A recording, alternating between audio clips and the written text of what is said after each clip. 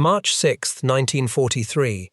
A little after 9 in the morning, in a requisitioned country house south of Berlin, a group of German officials is looking at a set of photographs that should not exist.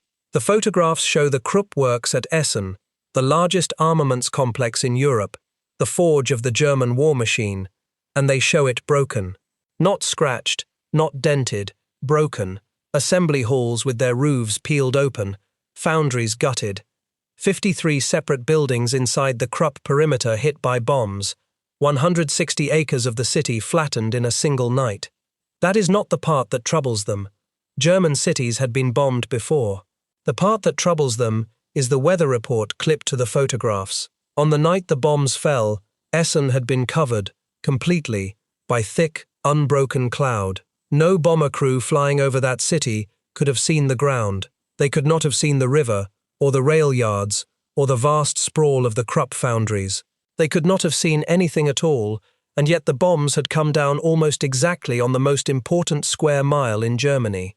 There is a story, told after the war, that when the reports of this raid reached the very top of the Reich, Adolf Hitler simply refused to believe them. He is said to have insisted, angrily, that there must have been gaps in the cloud, there must have been breaks, some hole in the overcast through which the British had glimpsed the target, because the alternative was impossible. The alternative was that the enemy had found a way to bomb what he could not see. Pause on that for a moment, because this is not really a story about a factory. This is a story about knowledge. It is a story about a country that had built the best air defense system in the world, staffed it with brilliant engineers, and then discovered that its enemy was doing something it could not explain and could not stop. This is the story of how Britain learned to bomb through cloud, and why the men trying to defend Germany spent years in the dark about how it was being done. To understand why a German scientist could not explain those photographs, you first have to understand something surprising. In the first years of the war, the British could not have taken them either. For a long time, Bomber Command could barely find a German city at all, let alone a single factory inside one. And the story of how that changed begins not with a triumph, but with one of the most quietly devastating documents ever handed to a wartime government. In the summer of 1941, a man named David Bensusan Butt was working as a civil servant, attached to the office of Winston Churchill's chief scientific advisor. He was given a dull-sounding job. He was asked to look at aerial photographs. Specifically, he was asked to look at photographs taken automatically by British bombers at the moment they dropped their bombs, and to compare where the crews thought they were with where they actually were. He examined 633 photographs from about 100 raids, flown in June and July of that year. What he found should have ended careers. Of the aircraft that reported bombing their target, only about 1 in 3 had dropped their bombs within 5 miles of it. Read that again. Not 1 in 3 hit the target, 1 in 3 got within 5 miles. Over Germany as a whole it was worse, closer to 1 in 4. Over the industrial Ruhr, the most important and most heavily defended region, where the smoke and the haze and the guns were thickest, it was 1 in 10. And on nights with no moon, it collapsed to something like 1 in 15. And remember, these numbers only counted the crews who believed they had reached the target and attacked it. The ones who turned back, or bombed the wrong town entirely, were not even in the sample. When historians later reworked the figures, they estimated that only around 5% of the bombers that took off were putting their bombs within 5 miles of the aiming point. Think about what that actually means. A 5-mile circle is not a factory, it is not a rail yard. A 5-mile circle can swallow an entire city and most of the farmland around it. Britain was sending young men out to die, night after night, in enormous numbers, and most of the bombs were falling on empty fields. The report landed in August of 1941, and it caused something close to panic at the top of the war effort, because it exposed a brutal truth. It did not matter how many bombers Britain built, or how brave the crews were, if they could not find the target in the dark. The problem was never courage. The problem was navigation. The problem was that a man in a freezing cockpit over blacked-out Europe, with no landmarks, drifting winds, and often thick cloud below him, genuinely did not know where he was. And this is where the real story begins. Because the answer to that problem did not come from a general. It did not come from a bigger bomber or a better bomb sight. It came from a scattered collection of civilian scientists, radio engineers, and physicists, working in requisitioned seaside hotels and a commandeered public school. And it came in the form of 3 inventions that would slowly, painfully, teach Bomber Command how to see in the dark. Let us take them in the order they arrived, because each one solved a piece of the puzzle the last one had left behind. The first was called GI. The idea behind it was elegant, and it belonged in large part to a radio engineer named Robert Dippy, who had been working on radar and navigation problems since the late 1930s. Dippy's insight was to stop trying to help the aircraft figure out where it was by looking at the ground, and instead let the ground tell the aircraft where it was, using radio. It worked like this. In England, a set of transmitting stations would send out precisely timed radio pulses. One was called the master station, the others were called slaves, and they fired their pulses in a fixed rhythm with the master. On board the bomber, a receiver measured the tiny difference in time between when it heard the master and when it heard each slave. Because radio travels at a known speed, that time difference told the navigator that he was somewhere along a specific curved line. Measure the difference to a second station, and you get a second line. Where the 2 lines cross, that is where you are. The navigator did not need to do the mathematics in his head. He read the pulses off a small screen, a cathode ray tube, and matched them against a special printed chart covered in a lattice of curved lines, a kind of invisible grid stretched across Europe. That grid is where the name came from. G, from the letter G, for grid. For the first time, a bomber crew could get a fix on their position in seconds, in total darkness, without seeing a single thing on the ground. G went into full operational service in March of 1942, and its effect was immediate. Crews that had been wandering could now navigate. They could find their way to the general area of a German city and, just as importantly, find their way home. But GI had 2 hard limits, and the Germans found both of them.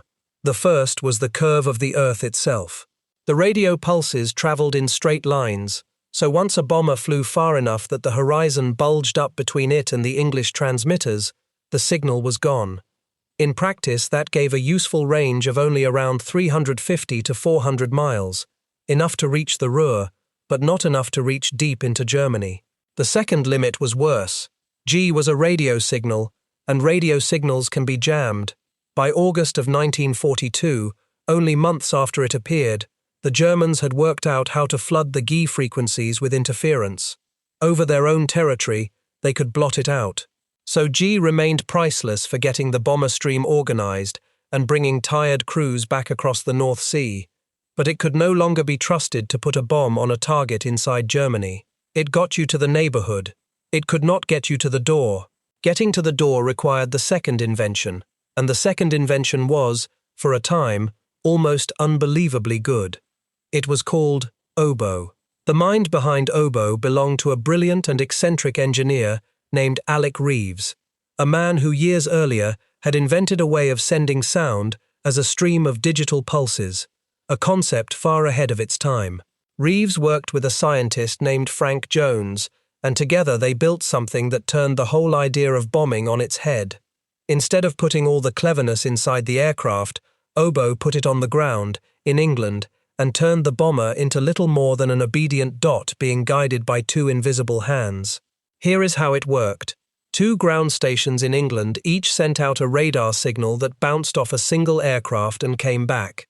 By measuring how long that round trip took, each station knew exactly how far away the aircraft was, down to a remarkable degree of precision. The first station was nicknamed the Cat. Its job was to keep the aircraft flying along a perfect curve. It picked a distance, and it defined an arc at exactly that distance, a great invisible circle drawn across the sky, and it arranged for that arc to pass directly over the target. If the pilot drifted too close to the station, inside the arc, he heard a stream of Morse dots in his headphones. If he drifted too far, outside the arc, he heard dashes. And when he was exactly on the line, The dots and dashes merged into one steady, continuous tone. All the pilot had to do was fly, so that he heard that single, unbroken note. Do that, and he was riding the arc, curving through the darkness on a path that would carry him straight across the target, whether he could see it or not. The second station was nicknamed the Mouse. Its job was to figure out the release point. It tracked the aircraft's distance along the arc, and using a calculating device the operators affectionately called the Maestro, it worked out exactly when the aircraft would be over the aiming point, allowing for the speed of the plane and the fall of the bombs. As that moment approached, the Mouse sent a warning signal, and then, at the precise instant, a final sequence, a series of dots, followed by one long dash. On that last dash, the bombs went. The crew never saw the target. They flew a curve and listened to a tone and pressed a button when England told them to. And the bombs fell, in the best cases, within a few dozen yards of the aiming point, from nearly 6 miles up, through complete cloud, in the dead of night. That accuracy was simply in a different world from anything that had come before. Remember the Butt report.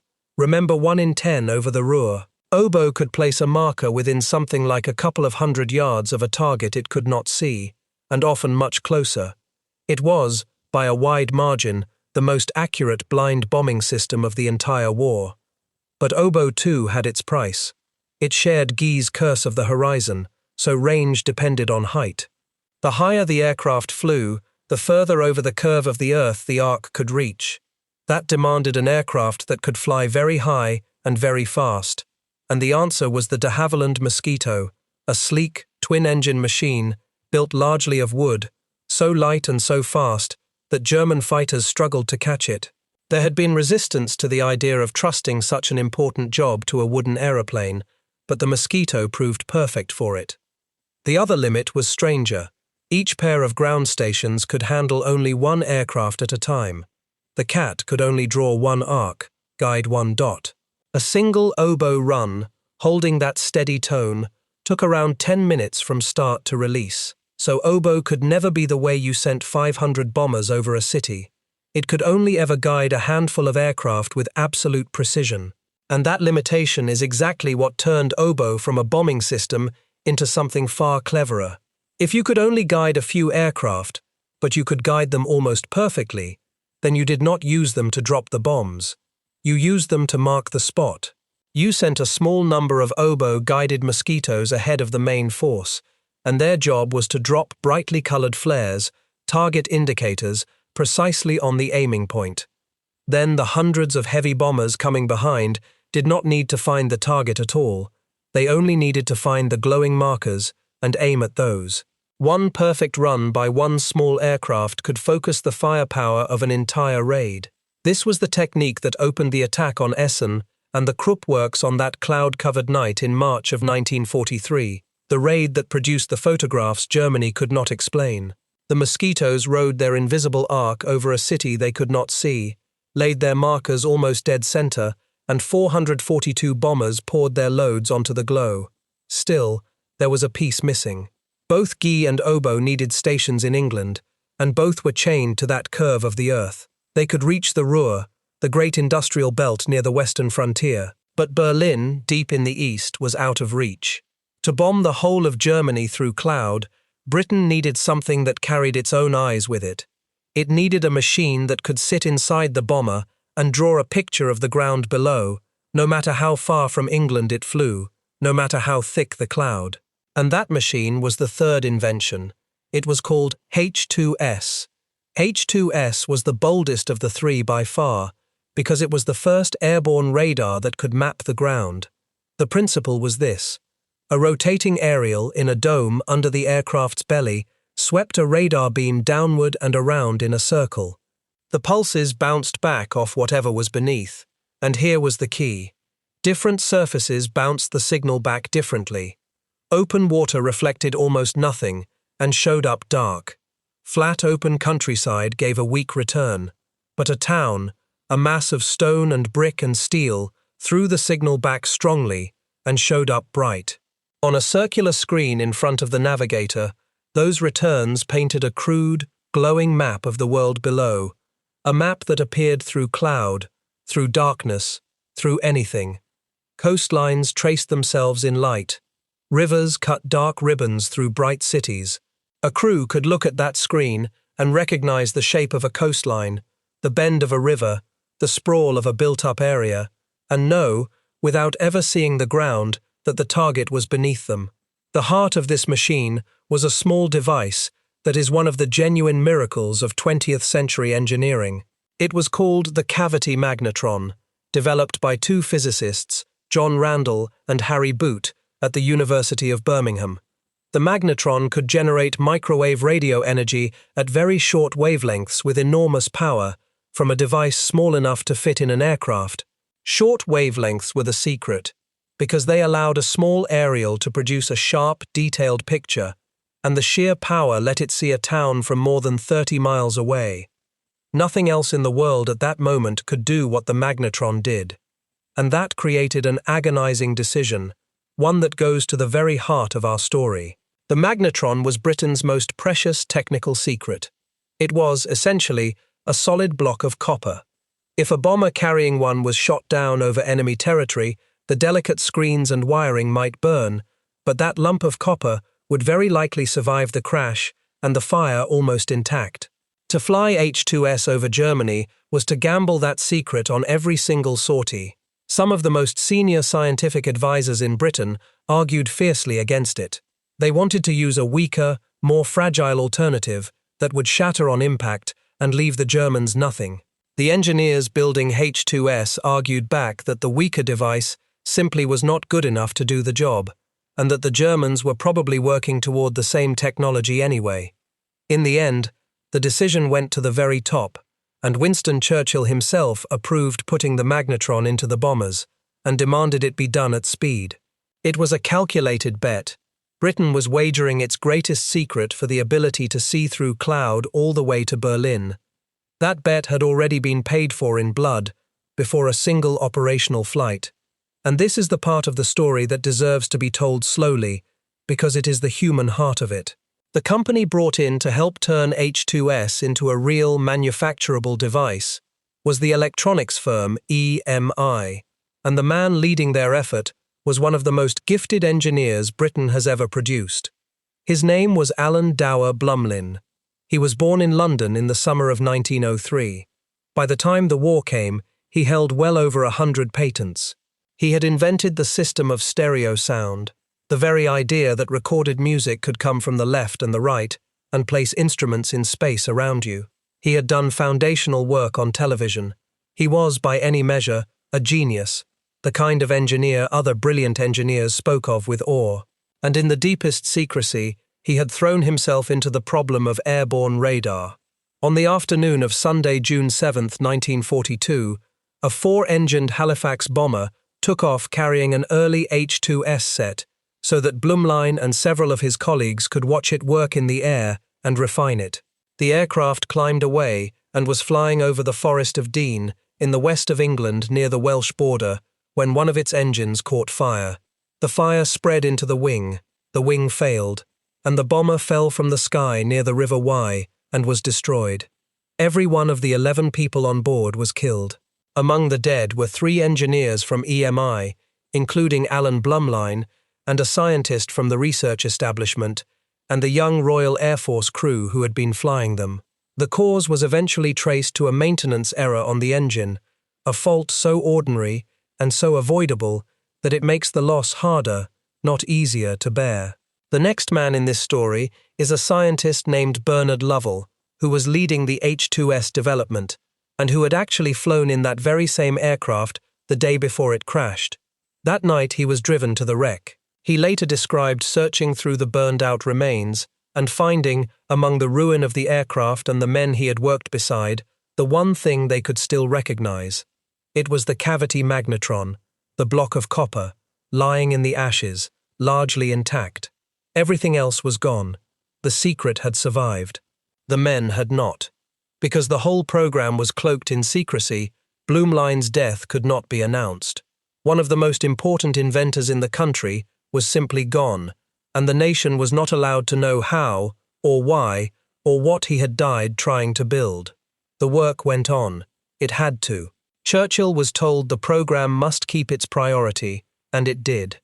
H2S went into action for the first time on the night of January 30th to 31st, 1943, over the great port city of Hamburg, a city that showed up beautifully on the radar screen because of the unmistakable shape of its coastline and its river. And the man who had helped make it possible had already been dead for more than half a year, in an accident almost no one was permitted to speak of. Bernard Lovell, it should be said, survived the war and did something remarkable with the rest of his life. The same understanding of radio waves and reflected signals that let him map cities in the dark, he turned, in peacetime, toward the sky. He built one of the great radio telescopes of the world, at a place called Jodrell Bank, and became one of the founders of radio astronomy, listening to the faint whispers of distant galaxies. The instruments of war became instruments of wonder.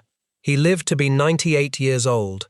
Now we have the three inventions: G to navigate, oboe to mark with precision near at hand, H2S to see the ground anywhere, all the way to the far side of Germany. But inventions sitting in a laboratory win nothing. Someone had to weld them into a way of fighting, and someone had to fly them into the guns.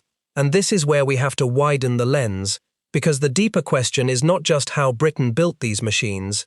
The deeper question is why Britain, and not Germany, was the one bombing through the cloud. The Germans were superb engineers. Their radar was excellent. Their scientific tradition was among the finest on earth.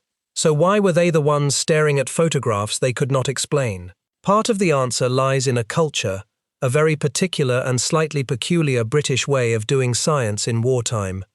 The men who built GE and oboe and H2S mostly worked at a place called the Telecommunications Research Establishment, the country's center for radar and radio warfare. For security, it moved several times during the war, and from the spring of 1942, it settled at Malvern, in the English countryside, taking over the buildings of a boys' boarding school. Into that school were packed hundreds upon hundreds of scientists, and the atmosphere they created there was unlike anything on the German side. The airmen had a nickname for these civilian scientists. They called them boffins. It was half mockery and half deep affection, this word for the clever, rumpled, unmilitary men who tinkered with valves and equations and somehow kept producing miracles. And the thing that made the boffins so effective was not just their brilliance, it was that they were allowed into the room. The head of the establishment, a man named A.P. Rowe, ran a series of informal gatherings that became famous, held on Sundays, where the normal rules of rank and hierarchy were suspended. Scientists, senior officers, and ordinary aircrew who had actually flown the missions would sit together and argue, freely and bluntly, about what was working and what was not. A young navigator could tell a distinguished physicist that his beautiful invention was useless in a freezing cockpit at night, and the physicist would listen and change it. The people who built the equipment talked directly to the people who bet their lives on it. Ideas moved fast, because nothing stood in their way. This was the deeper engine, not simply cleverness, but a system loose enough and humble enough to let cleverness flow to where it was needed. It was a country willing to let a civilian in a cardigan overrule the assumptions of a career officer if the civilian was right.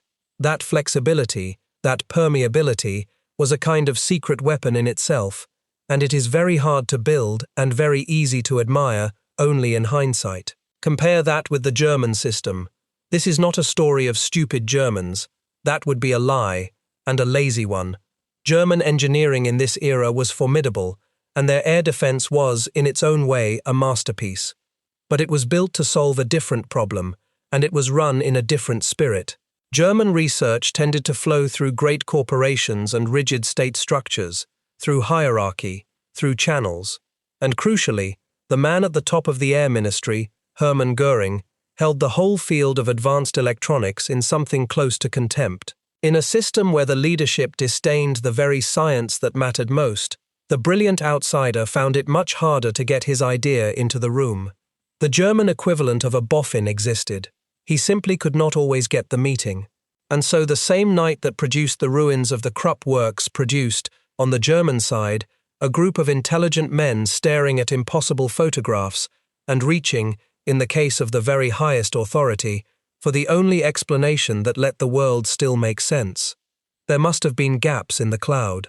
To turn the three inventions into a weapon, Bomber Command created a specialist force, and it is worth understanding both what it did and how much it was resented when it began. The idea was to gather the very best crews into dedicated squadrons, whose only job was to go in first, find the target using the new devices, and mark it with flares for everyone else. These were the Pathfinders. The force was formed in August of 1942, and it was created over the fierce objection of the head of Bomber Command, Air Chief Marshal Arthur Harris. Harris did not want an elite corps skimmed off the top of his squadrons. He feared it would tell every other crew that they were second-rate, and wreck the morale of the ordinary men who made up the bulk of the force. He was overruled in the end by pressure from above. The man chosen to lead the Pathfinders was an Australian named Donald Bennett, and he is one of the great characters of this whole story. Bennett was, quite simply, one of the finest airmen alive. He was a superb pilot and an even better navigator, a man who understood the science of finding your way through the dark as well as any scientist did, and who could do the mathematics himself. Earlier in the war, he had been shot down attacking a German battleship in a Norwegian fjord, had survived, and had made his way out through neutral Sweden and back into the fight.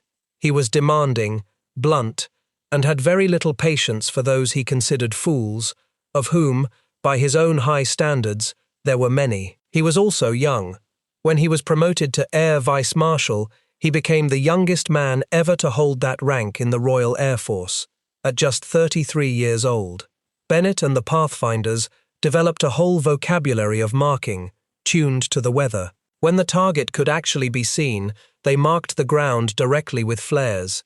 When the ground was hidden under thin cloud or haze, they used the radar devices to drop markers blind onto the ground below. And when the target was buried under thick, total unbroken cloud, the situation that had once made accurate bombing impossible, they used the cleverest technique of all. They dropped flares that hung from little parachutes, floating in the air above the cloud, held in position by the blind guidance of oboe, or H2S. The main force could not see the ground, but they could see those glowing flares drifting over the overcast, and they aimed at them. Each of these methods had its own code name, drawn, as it happened, from the hometowns of Bennett's own staff officers, a small human fingerprint on a vast machine. Later they added a refinement that seems obvious now, and was revolutionary then.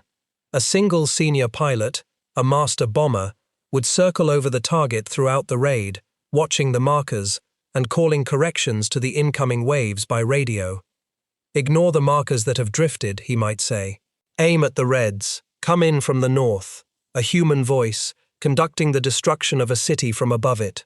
With all of this assembled, the invention, the culture, the force, and the men, the campaign that followed, showed the world what bombing through cloud could do. It opened in earnest with that attack on Essen in March of 1943, and it ran on through the spring and summer in a grinding series of raids against the Ruhr. For the first time, the great industrial cities that had always hidden behind their haze and their smoke and their weather could be struck accurately in the dark. The effect on German war production was real and serious. The relentless pressure on the Ruhr disrupted the output of steel and components at the very moment Germany was trying to expand it, and some historians argue it stalled a planned surge in German armaments for the better part of a year. And then came Hamburg, at the end of July 1943. And here I have to be careful, because two different pieces of cleverness came together in those raids, and they are often blurred into one. The first was the navigation and marking we have been describing, which took the bombers to the city through the night. Hamburg was almost an ideal radar target, its coastline and river glowing on the H2S screens. But the second piece was something new and separate, and it was aimed not at finding the target, but at surviving the trip. It was called Window. It was nothing more than bundles of thin metallic foil strips, thrown out of the aircraft in enormous quantities, and it worked by exploiting the German defensive radar itself. Each strip threw back an echo the size of a bomber, and when thousands of bundles filled the sky, the German radar screens filled with a blizzard of false targets, so many that the real bombers vanished inside the snowstorm. The guns and the night fighters that relied on those screens were suddenly blinded. Over several nights, the combination overwhelmed Hamburg, and on one of those nights the bombing started a fire so vast and so hungry that it created its own weather, a firestorm, a column of superheated air that sucked in hurricane-force winds at ground level and fed itself into an inferno with temperatures that no human being could survive. The scale of death was staggering. Something on the order of 37,000 people were killed in Hamburg in that operation, and much of the city was destroyed, and around 1 million people fled from what was left. We will come back to what that number means. For now, hold on to the distinction, because it matters for the truth of the story. Window was the shield that got the bombers through. The radar and the marking were the eyes that found the target. Hamburg is remembered because, for a few terrible nights, Britain had both at once. Now we come back to the Germans, and to the question we began with. Why could they not explain it, and why could they not stop it? For Obo, the answer was almost cruel in its simplicity. The precision came from a thin radio conversation between the ground in England and a single high-flying aeroplane. There was very little for the Germans to grab hold of. They could see the mosquitoes on their radar, flying their strange, dead-straight tracks high above, but they could rarely catch them, and the tracks themselves gave nothing away about how the magic was being done. When the Germans finally did try to jam Obo, later in the campaign, the British had already quietly moved the system to a new set of frequencies, while cunningly continuing to broadcast on the old ones as a decoy. The Germans jammed an empty channel, congratulated themselves, and went on being hit. For a long time the failure of their jamming was, to them, simply a mystery. H2S was different, because H2S broadcast from the aircraft, and an aircraft can be shot down. And that is exactly what happened. Only days into the operational life of H2S, in early February of 1943, a British bomber carrying a set was brought down near Rotterdam, in the occupied Netherlands. The Germans recovered the wreckage, and although the screen was smashed, the crucial parts, including that block of copper, the magnetron, were recoverable. They called the mysterious device the Rotterdam apparatus, and they convened a special study group of their best engineers to work out what on earth it was. What happened next tells you everything about the gap between the two sides. The German engineers took the magnetron apart and were, by every account, astonished. They realized that the British had solved a problem in generating microwave power that the Germans themselves had not cracked, and had done it well enough to build a working, ground-mapping radar and put it into a bomber. There is a story that when they eventually got a captured set running and pointed it out over the German capital, a clear radar image of Berlin appeared on the screen, and that the sight of it, proof that the enemy could see their cities from above the clouds, caused real alarm at the highest levels of the German Air Force. They understood, at last, what was being done to them. But understanding it and matching it were two different things. The German effort to copy the magnetron and build their own airborne mapping radar ran slowly, tangled in the very hierarchy and disdain we spoke of earlier. Their own version did not reach the squadrons in any real numbers until the very last months of the war, far too late to change anything. They did manage one clever counterstroke. If H2S was a radio transmitter in the sky, then perhaps you could build a receiver that listened for it and homed in on the sound.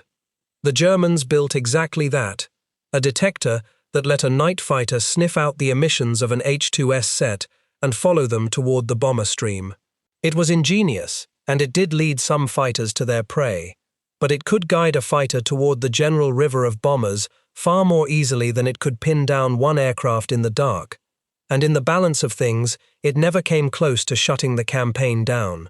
The British weighed the risk, decided that H2S was still worth more than it cost, and kept using it. The Germans had, in the end, understood the secret. They simply could not act on it in time. So that is the how, and it is worth stating the verdict plainly, because it is not the verdict a simple story would give. The Germans were not beaten here because they were poor engineers. They built magnificent radar. They built a defensive system, a great chain of stations and controllers and night fighters that was genuinely one of the most advanced in the world. They were beaten in this particular contest because their system had been designed to solve one problem, hunting individual bombers in the night, and was slow to comprehend a completely different one, an enemy that could see and strike through total cloud. And they were beaten because the culture that might have caught up faster, the free flow of ideas from the clever outsider to the man who could act on it, was choked by hierarchy and by a leadership that looked down on the science that mattered most. The British advantage was not a better breed of scientist. It was a better set of doors between the laboratory and the cockpit, and a willingness to walk through them. But I do not want to end on the machinery or on the cleverness, because that would be a kind of lie by omission. There is a cost buried inside every part of this story, and honesty requires that we name it, on both sides, before we finish. Start with the men who flew. Serving in Bomber Command was one of the most lethal duties of the entire war. Of the roughly 125,000 aircrew who served in it, around 55,500 did not come home. That is a death rate close to 1 in 2. Nearly half of the young men who climbed into those aircraft were killed doing it. And these were volunteers, every one of them. The Pathfinders, the elite who went in first and lingered longest over the target, marking it for the others, carried more risk than most, and thousands of them died. When you picture that steady stream of markers falling perfectly through the cloud onto Essen, remember that behind the elegant physics were 19 and 20 and 21-year-old men, freezing, frightened, and statistically very likely to die before their tour was done. And then there is the ground. The whole point of learning to bomb through cloud was to strike German cities, and cities are full of people. The very accuracy we have been admiring was, in the end, accuracy delivered onto places where families lived. In the opening raid on Essen, alongside the shattered factories, hundreds of civilians were killed, and tens of thousands were made homeless in a single night. In Hamburg, tens of thousands of people, most of them civilians, many of them women and children and the old, died in a firestorm that human beings had, quite deliberately, learned how to create. Whether that kind of bombing was justified, whether it shortened the war enough to be worth the horror, is a question that serious and honorable people still argue over, and it is not one this telling can settle.